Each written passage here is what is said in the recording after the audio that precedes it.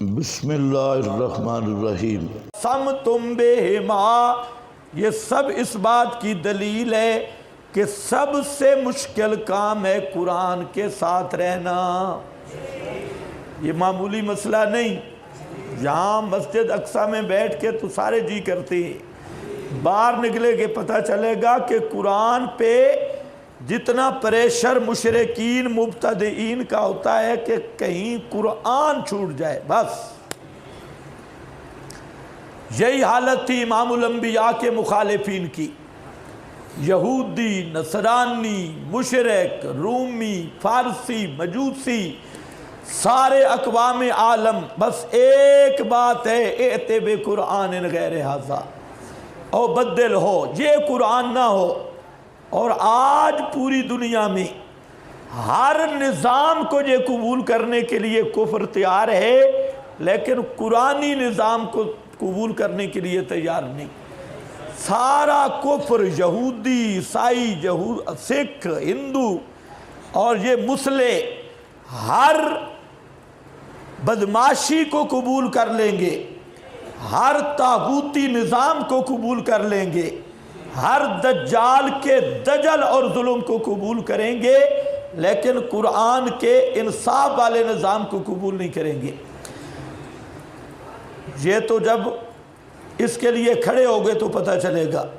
فَاسْتَمْسِكْ بِالَّذِي أُوحِيَ إِلَيْكَ، جو وحی کی جا رہی ہے طرف تیرے میرا پیغمبر، اس کو مضبوطی سے تھامنا، یہ تجھ سے چھوٹ نہ جائے۔ لَعَلَّكَ تَارِكٌ بَعْضَ مَا، کوئی چیز نہیں چھوٹنی چاہیے۔ بلغ ما انزل الیک من ربک، پورے قرآن کو تھام میرے پیغمبر۔ اب یہ ایتیں دیکھو، اور کچھ اللہ نے عقل دی ہو تو سوچو کہ پیغمبر کا فرمان کبھی قرآن کے خلاف نہیں ہو سکتا۔ جس پیغمبر کو بار بار حکم ہے اتبع ما یوحی، اتل ما اوحی، فاستمسک بالذی اوحی الیک، کو ما یکون لی ان ابدلہ من تلقاء نفسی، اس پیغمبر کے ذمہ ایسی روایتیں لگانا جو قرآن کے صریح مد مقابل، اور پھر ان کو رسول پاک کا فرمان سمجھنا۔ اگر یہ کفر نہیں تو پھر دنیا میں کوئی کفر نہیں ہے۔ فَاسْتَمْسِكْ بِالَّذِي أُوحِيَ إِلَيْكَ إِنَّكَ عَلَىٰ صِرَاطٍ مُسْتَقِيمٍ، بے شک آپ صراط مستقیم پر۔ کیا معنی؟ استمساک بالقرآن، یہی صراط مستقیم ہے۔ استمساک بالقرآن، یہی صراط مستقیم ہے۔ جو قرآن پہ جم گیا، پک گیا، ڈٹ گیا، مقابل ہر چیز کو چھوڑ دیا، یہ ہے صراط مستقیم پر۔ انکا علی صراط مستقیم،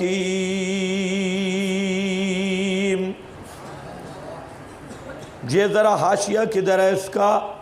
انکا علی صراط مستقیم، یعنی ان کے نہ ماننے کی وجہ سے تجھے یہ وہم نہ ہو کہ تو صحیح راستہ پر نہیں، راستہ تو تیرا حق ہے، لیکن یہ بوجہ مورِ جباریت نہیں مانتے۔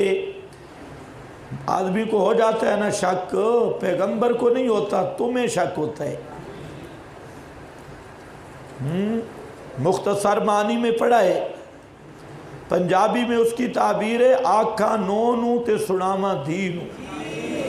خطاب کسی کو کیا جاتا ہے، سنایا کسی کو جاتا ہے۔ خطاب پیغمبر کو ہے، سنایا ملا کو جا رہا ہے کہ مولوی انسان کا بچہ بننا، قرآن کو نہ چھوڑنا۔ انہو لذکر اللہ کا، ایک دفعہ میٹنگ ہوئی تھی، حضرت شاہ جی بھی تھے، سارے مولوی اکٹھے ہوئے۔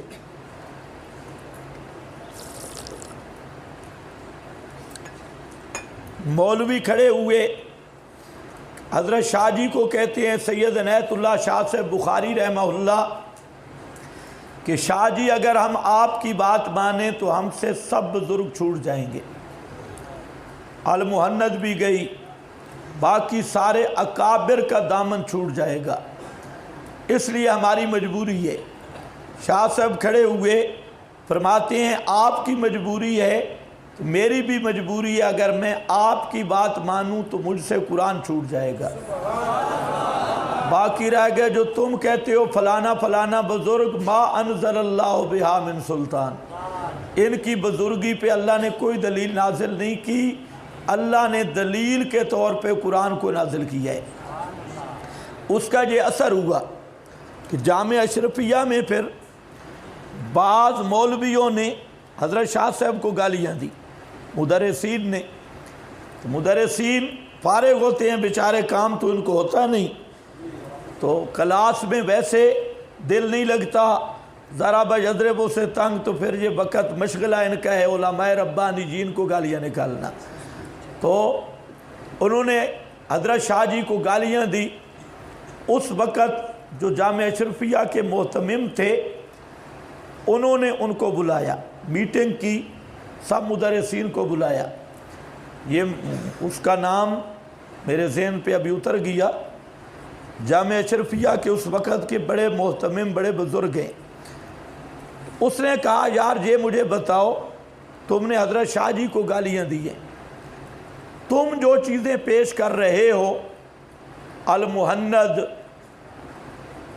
آب حیات اور کتابیں، اگر شاہ صاحب ان کتابوں کو نہ مانیں تو اس کا شرعی حکم کیا ہوگا؟ ایک آدمی کہتا ہے میں المہند کو نہیں مانتا، ان کتابوں کو نہیں مانتا جو تم پیش کر رہے ہو، یہ سیٹ نہیں ہوا، یہ اس کو ذرا صاف کرو۔ تو اس کا شرعی حکم کیا ہوگا؟ مولوی صاحب خاموش ہو گئے۔ انہوں نے کہا جی شرعی تو ہم کوئی حکم نہیں لگاتے، مفتی حسن صاحب تھے غالباً، تو انہوں نے کہا کہ اگر شرعی حکم نہیں لگاتے تو شاہ صاحب جو پیش کر رہا ہے قرآن، اگر تم انکار کرو گے تو تم پہ شرعی حکم کیا ہوگا؟ اب سارے خاموش۔ تو کہنے لگے کہ آج کے بعد کوئی آدمی عنایت اللہ شاہ کو برا نہ کہے۔ اچھا، پھر اس نے البینات رسالہ میں یہ مضمون دیا، البینات رسالہ میں یہ مضمون چھپا، مفتی حسن صاحب ہیں غالباً، یہی نام ہے، اگر نام بھول گیا ہوں تو معذرت، بہرحال میرے ذہن پہ اب مفتی حسن صاحب ہیں۔ تو اس نے باقاعدہ نام دیا کہ میں عنایت اللہ شاہ صاحب سے بڑا بغض رکھتا تھا، میں نے خواب میں دیکھا کہ نبی کریم صلی اللہ علیہ وسلم تشریف فرما ہیں، ایک طرف عنایت اللہ شاہ ہیں اور دوسری طرف غلام اللہ خان ہیں، اور آپ مجھے ان کی اقتداء کا اشارہ کر رہے ہیں۔ تو کہتے ہیں جب میں اٹھا تو میرے سارا بغض ختم ہو گیا۔ یہ خواب باقاعدہ البینات میں شائع ہوا ہے، کراچی کے رسالہ میں، وہ رسالہ شاید میرے مکتبہ میں بھی ہوگا، نہیں تو فتح جنگ میں ہمارا ایک ساتھی ہے، اس کے پاس وہ رسالہ اصل موجود ہے۔ تو بہرحال یہ جو چیز ہے، اس آیتوں پہ ذرا غور کرنا، قرآن کو نہ چھوڑنا، دنیا کی ہر چیز چھوٹ گئی کوئی پرواہ نہیں، لیکن اگر قرآن چھوٹ گیا تو کوئی نجات نہیں۔ قیامت کے دن کتابڑیوں کا سکہ نہیں چلے گا، نہ یہ کتابڑیاں وہاں ہوں گی بھی صحیح تو یہ بطور وزر کے مولویوں کے کندھوں پہ ہوں گی، بطور سزا کے۔ قیامت کے دن سکہ چلے گا اللہ کی کتاب کا، قرآن کا، القرآن حجت اللہ کا او علیک، قرآن جو تیرے حق میں فیصلہ دے گا یا تیرے خلاف لڑے گا، اور جب قرآن نے تیرے خلاف کیس کیا تو شفاعت پیغمبر نے بھی نہیں کرنی۔ اسی لیے مسلم کی حدیث ہے، نبی کریم علیہ السلام اپنی شفاعت سے بہت سارے جہنمیوں کو جہنم سے نکالیں گے، پھر آخری دفعہ جب جہنم کی طرف آئیں گے تو اللہ تعالیٰ جب پوچھیں گے تو عرض کریں گے یا اللہ اب لا جب کافی جہنم الا من حبسہ القرآن، اب جہنم میں صرف وہ بچ گئے جن کو قرآن نے روکا ہوا ہے اور قرآن انہیں نکلنے نہیں دیتا۔ تو میں سمجھتا ہوں من حبسہ القرآن کا مصداق یہی ملا بے ایمان ہیں، یہی پیر بے ایمان ہیں جن کے دل میں قرآن کی عزت نہیں، قرآن کی عظمت نہیں۔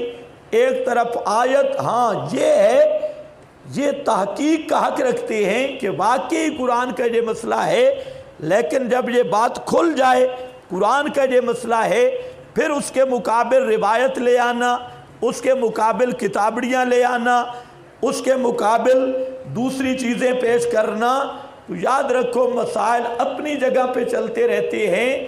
اس ظالم نے قرآن کی قدر نہیں کی، اس کے کافر ہونے میں کوئی شبہ نہیں کہ ایک طرف قرآن اور مقابلے میں حکایتیں، روایتیں، کتابڑیاں، شور شرابہ، یہ وہ ہے قال الذین کفروا لا تسمعوا لہذا القرآن والغوا فیہ لعلکم تغلبون۔ ہمارا ایک مناظرہ ہوا تھا جنگ میں، ہمارا راستے پہ ایکسیڈنٹ بھی ہو گیا تھا۔ خیر اللہ کی شان، یہ گھمن صاحب، اسماعیل محمدی، یہ بڑے بڑے، ان کو جب پتہ چلا میرا بھائی وہ پہنچ گیا تو یہ تو میدان مناظرہ میں آئی نہیں، یہ ساتھ ہی ایک بیٹھک پہ بیٹھے رہے۔ تو ہمارے ساتھ مولانا عبدالقدوس صاحب تھے میاں والی والے، اور وہاں پر گفتگو تنقیحات پہ شروع ہوئی تو ان کا وہ محمود اکاڑوی ہے کہ وہ آیا ہوا تھا، تو یہ آپس میں تنقیح کرنے لگے، میں بھی وہاں تھا۔ تو ہم یہ کہہ رہے تھے مناظرین کو لاؤ، تو مناظرین تو فرّا یا فرو، وہ پتہ نہیں کس بیٹھک میں چھپ گئے، تو وہ سامنے آئی نہیں۔ تو خیر درمیان میں ان کی گفتگو چل رہی تھی تنقیحات پر اور دلائل پر، تو وہ بار بار مولانا عبدالقدوس صاحب قرآن کی طرف لاتے تھے، وہ بار بار کتابڑیاں۔ تو میں درمیان میں کھڑا ہوا، میں نے کہا آؤ مناظرے کا موضوع دعویٰ میرا ہے، میں کہتا ہوں جو قرآن کے مقابل کتابڑیاں پیش کرے وہ پکا کافر ہے، لہذا تو کافر ہے، میں مدعی ہوں، چل کر باس۔ مسئلہ حیات النبی پہ بعد میں بات ہوگی، پہلے بات اس پہ ہے کہ میرا دعویٰ ہے جو قرآن کے مقابلے کتابڑیاں لائے، روایتیں لائے، اصل کافر وہ ہے، میں مدعی ہوں، کر باس۔ تو کیا بیچارے نے باس کرنی تھی، تو وہ بھی اکاڑوی کا بھتیجا ہے، یوں یوں یوں یوں یوں ادھر ادھر، تو وہ ایسے ہی پھنسا رہا۔ تو بہرحال مسئلہ یہ ہے فَاسْتَمْسِكْ بِالَّذِي، اس آیت کو وظیفہ بنا لو تاکہ شیطانوں سے بچ جاؤ، کیونکہ اوپر مَن یعش عن ذکر الرحمن، یہ قرآن سے ہٹ گئے تو شیطانوں کا شکار ہو جاؤ گے، چاہے شیطان داڑھی کی شکل میں آئے یا کلین شیپ کی شکل میں۔ بالذی اوحی الیک انک علی صراط مستقیم،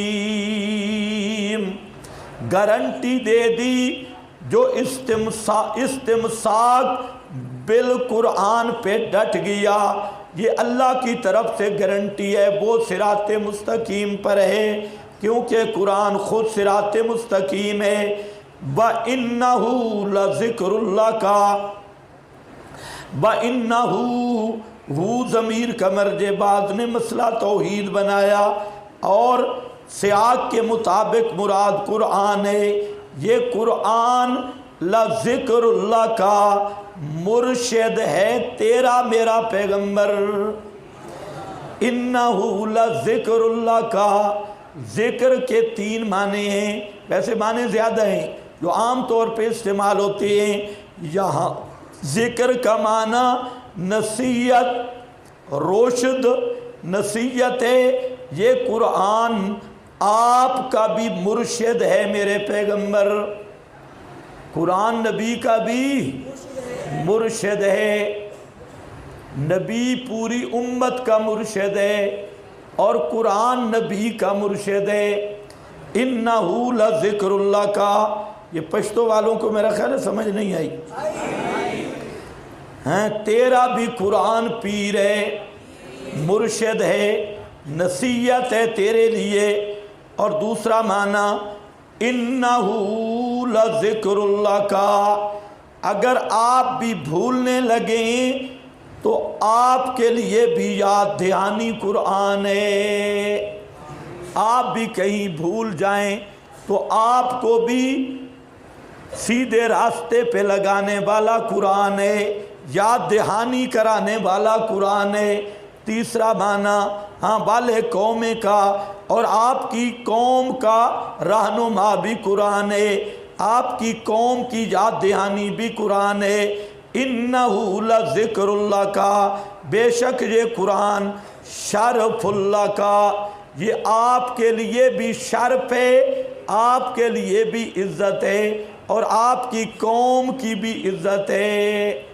تو شرف بھی معنی ہے اس ذکر کا، شرف اللہ کا، یہ معنی اول بے معنی شرف، یعنی القرآن شرف ہے تیرے لیے اور تیری قوم قریش کے لیے، کیونکہ تمہاری لغت اور بولی میں اترائے اور تمہارے جنس کے آدمی سے۔ ابن عباس، مجاہد، قتادہ اور سدی ابن زید اختیار کیا اس کو ابن جریر نے، اور اس کے سوا کوئی دوسرا قول نہیں ذکر کیا۔ دوسرا معنی ہے نصیحت، حسن کہتے ہیں قوم سے مراد امت ہے، اور معنی یہ ہے انہو لتذکرۃ وموعظۃ، یہ قرآن آپ کے لیے بھی تذکرہ ہے، نصیحت اور باز ہے میرے پیغمبر۔ وَسَوْفَ تُسْأَلُونَ، ان قریب تم سے پوچھا جائے گا قرآن کے بارے میں۔ سوف تسالون کہتے ہیں پوچھ گچھ کوئی نہیں ہوگی، سوف ان قریب، تسالون پوچھا جائے گا تم سے قرآن کریم کے بارے میں کہ قرآن تمہارے پاس آیا۔ نحشرہ یوم القیامت اعمیٰ، ہے نا، اندھا کر کے اٹھاؤں گا جو یہاں اندھا رہا، کہے گا قال رب لم حشرتنی اعمیٰ وقد کنت بصیرا۔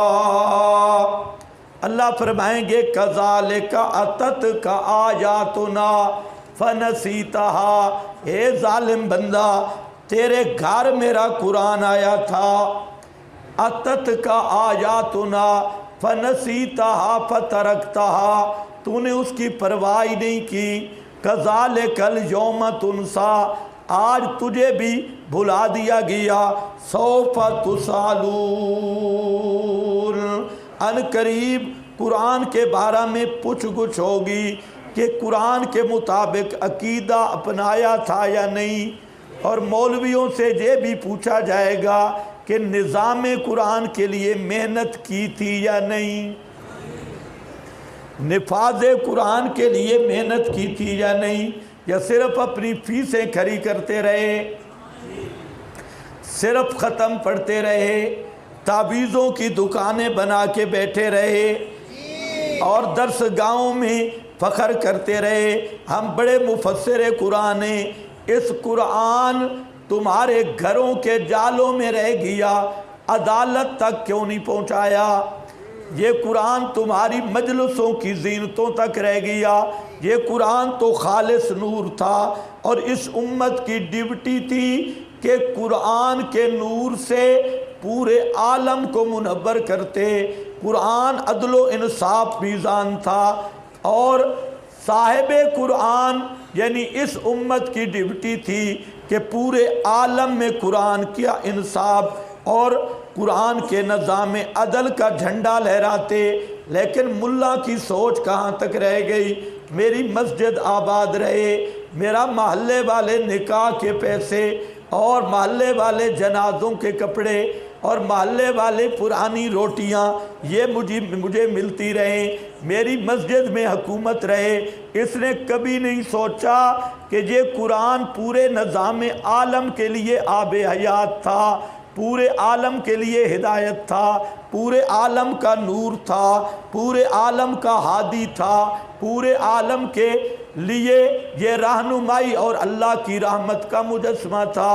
اس قرآن کی روشنی کو تو پورے عالم تک لے جانا تھا، لیکن ملا تو اپنے 1.5 گز میں بیٹھ گیا، تیری سوچ بھی محدود، تیری عقل بھی محدود، اور تو صرف اپنی جیب تک رہ گیا۔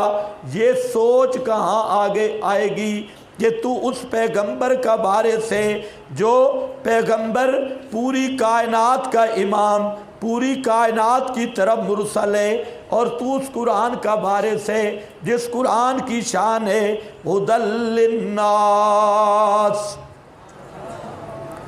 پوچھ ہوگی یا نہیں ہوگی؟ تو جب اللہ پوچھیں گے تو تہجدیں کام نہیں آئیں گی، ہاں مصنوعی سجدے کام نہیں آئیں گے، شیخ الحدیث بننا کام نہیں آئے گا، یہ موٹے موٹے پیٹ کام نہیں آئیں گے، یہ سوال ہوگا۔ آج کتنے افسوس کی بات ہے کہ 99% امت قرآن کو چھوڑ چکی ہے، قرآن کی پرواہ ہی نہیں، سمجھ ہی نہیں، سمجھنے کی طرف متوجہ ہی نہیں۔ آپ دیکھیں، آپ مختلف علاقوں سے جہاں پہنچے، لیکن اس ایریے کے کتنے لوگ قرآن کے ساتھ ہیں؟ ہاں، جہاں قرآن کا نور وہاں سارے چمگادڑ، اور دور دور سے پروانے آئے۔ تو اس لیے یہ مت بھولو، سب امت سے پورا، اور پیغمبر جب کہے گا نا رب ان قومی اتخذوا ھذا القرآن مہجورا، کہ یا اللہ یہ وہ لوگ ہیں جنہوں نے قرآن کو چھوڑ رکھا تھا اور مہجور بنایا تھا، قرآن کی قدر ہی نہیں کی تھی، تو یاد رکھنا وہاں ضرب یضرب کام نہیں آئے گا۔ ضرب یضرب فرشتے پڑھائیں گے، ضرب یضرب ضربن، یہ ضربن کیسے ہے؟ یضربون وجوہہم وادبارہم، تو یہ پوری گردان وہاں یاد ہوگی۔ یہ بیٹھا ہے پرانا کھپڑ 60-70 سال منطق پڑھا رہا ہے، فلسفہ، قیامت کے دن فرشتوں کو جواب دے گا کہ یا اللہ میں تو ساری زندگی منطق کی خدمت کر کے آیا، وہ ارسطو کے اور بو علی سینا کے بکواسات وہ سارے پڑھاتا رہا، یونان کی منطق اور فلسفہ وہ سارا بلی چاپلوسی، جس کے نہ اندر کوئی چیز نہ باہر کوئی چیز، نری خشکی اور نری بدماشی، ساری زندگی صغروں کبروں میں اڑا رہا۔ اس لیے جو منطقی ملا مرتا ہے تو بیچارہ شکلیں بناتا مرتا ہے، صغرا کبرا میں مرے گا، اور شکل اول، شکل ثانی، شکل ثالث، شکل رابع، جا کے پچھلی ساری شکلیں خراب ہو جاتی ہے، تو درمیان میں نفی جمع ہو جاتی ہے۔ اسی طرح سوف تسالون، ہمت کرو، امت کا مستقبل تم ہو، اور یہ کم از کم ارادہ اور نیت ہو کہ ہمارا جہاں تک بس چلے گا ہم قرآن کی حکمیت منوائیں گے۔ وَسَوْفَ تُسْأَلُونَ، صرف پڑھنے کی حد تک نہیں، ہمارا دعویٰ ہے قرآن نظام زندگی ہے، ہمارا دعویٰ ہے قرآن قانون زندگی ہے، ہمارا دعویٰ ہے قرآن نظام عدل ہے، ہمارا دعویٰ ہے قرآن پر از حکمت اور کفیل کتاب ہے۔ ساری کائنات کے نظاموں سے قرآن کا نظام افضل ہے، ساری کائنات کے سیاستوں سے قرآن کی سیاست اعلیٰ ہے، سارے دینوں سے قرآن کا مقام اونچا ہے۔ اس لیے پوری دنیا میں جب تک قرآن کا غلبہ نہ ہو جائے، ملا تو اپنی بخشش کی فکر کر۔ بَسَوْفَ تُسْأَلُونَ، ان قریب تم سے سوال کیا جائے گا۔